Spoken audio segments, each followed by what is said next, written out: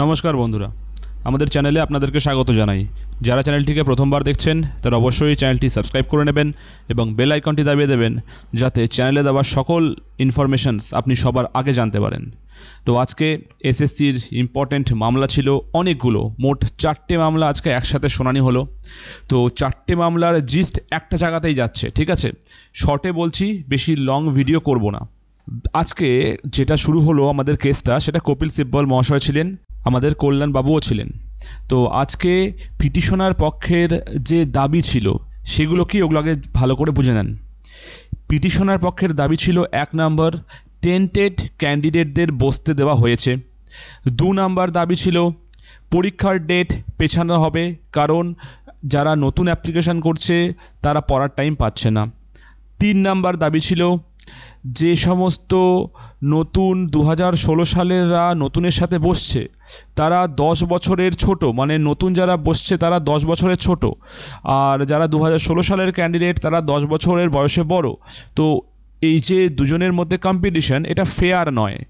আর একটা ছিল এসএসসির যেটা 50%-এর এলিজিবিলিটি, যেটা নিয়ে অলরেডি ডেট এক্সটেনশন হয়ে গেছে, বাট সেটা আবার বলেছে আজকে। তো এই 4টে মোট ওদের ইস্যু ছিল। প্রথমেই কল্যাণবাবু দারুণ ডিফেন্ড করা স্টার্ট করেন। উনি ফার্স্টেই বলেন টেন্টেড ক্যান্ডিডেটদের নিয়ে।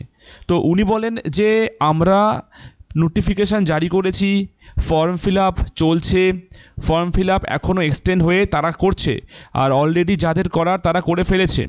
এবার ফর্ম ফিল আপ কারা করছে কারা করছে না, এখানে আমরা যতটা পারছি টেন্টেড ক্যান্ডিডেটদের স্ট্রেইন আউট করে দিচ্ছি।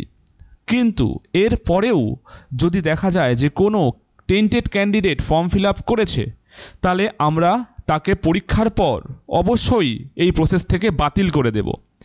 আর এই কারণের জন্যই কিন্তু একটা 25 তারিখে নোটিশ দেওয়া হয়েছে অফিসিয়াল সাইটে, যে কোনো রকম ক্যান্ডিডেটের যদি এলিজিবিলিটি নিয়মের বহির্ভূত হয় তাহলে তাকে প্রসেস থেকে বাদ দিয়ে দেওয়া হবে। তো 25 তারিখের ওই যে নোটিশটা দেওয়া হয়েছিল সেটা এইটার জন্যই দেওয়া হয়েছে। এটা একটা হলো।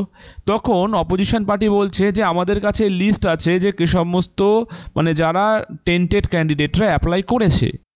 তখন কল্যাণবাবু বলেন, যদি তোমাদের কাছে লিস্ট থেকে থাকে অবশ্যই আমার কাছে সাবমিট করে দিও, আমি দায়িত্ব নিয়ে বলছি আমরা তাদেরকে বাদ দিয়ে দেব। এই নামে একটা অ্যাপ্লিকেশন জাজের কাছেও জমা দেন। তো এরপরে জাজ বলেন, আপনারা শুনেই নিলেন, যদি কোনো এরকম ক্যান্ডিডেট থাকে সরকার পক্ষ থেকে সেটাকে বাদ দিয়ে দেওয়া হবে। অতএব এটা আর কোনো বড় ইস্যু নয়।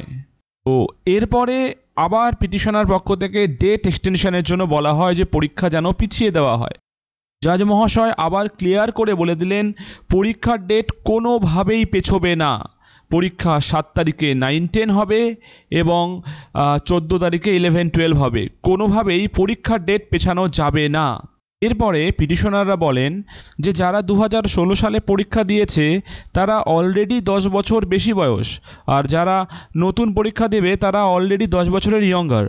তো ওদের সাথে আনফেয়ার একটা কম্পিটিশান হচ্ছে।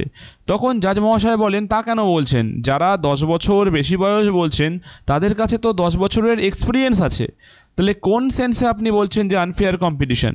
অতএব এই লজিকের কোনো যুক্তি হয় না, এরকম কথা বলবেন না। জাজ মহাশয় বলেন যে যে টেন্টেডের লিস্টটি আছে সেটি 7 দিনের মধ্যে প্রকাশ করার জন্য আমি আগের দিন অর্ডার দিয়েছি। তার কি হলো? তখন কল্যাণবাবু বলেন 7 দিনের মধ্যে প্রকাশ করে দেওয়া হবে জাজ মহাশয়, ইভেন আমি তো ট্রাই করব আগামীকালই যেন সেই লিস্টটি প্রকাশ করে দেওয়া হয়। কল্যাণবাবু আজকে এটাও বলেন যে টোটাল যে 15,000-এর মতো ক্যান্ডিডেট যারা 45%-এর বিলো ছিল এবং যাদের অ্যাপ্লিকেশন করার জন্য 10 দিন এক্সটেনশন হয়েছে, তাদের মধ্যে 13,000 জন বা তার একটু বেশি অলরেডি অ্যাপ্লিকেশন করেও ফেলেছেন। তো এটাকে নিয়ে আর কোনো ইস্যু নেই। তো আজকে কোর্টে আর একটা মজার জিনিস হয়েছে, দ্যাট ইজ একজন পাবলিক ড্রেস পরে, ঠিক আছে, কারোর নাম বলছি না, পাবলিক ড্রেস পরে উনি এসেছিলেন জাজের সাথে ডাইরেক্ট ইন্টারাকশন করার জন্য। এটা আশা করি সুপ্রিম কোর্টের ব্যাপারটা সবার জানা উচিত যে পাবলিক ড্রেস পরে পাবলিক প্ল্যাটফর্ম নয় এটা। তো এখানে সবাই কিন্তু জাজ মহাশয়ের সাথে ইন্টারাকশন করতে পারেন না।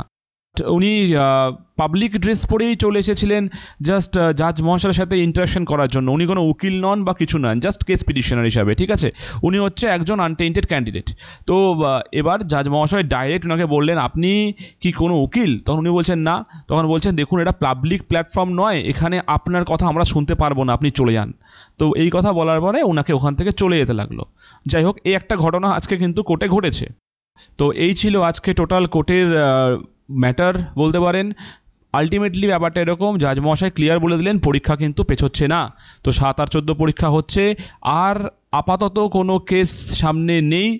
তো এবার পড়াশোনা সবাই শুরু করুন, দেখা যাক বাকিটা কী হয়। ধন্যবাদ, আজকের খবরটি এই পর্যন্তই।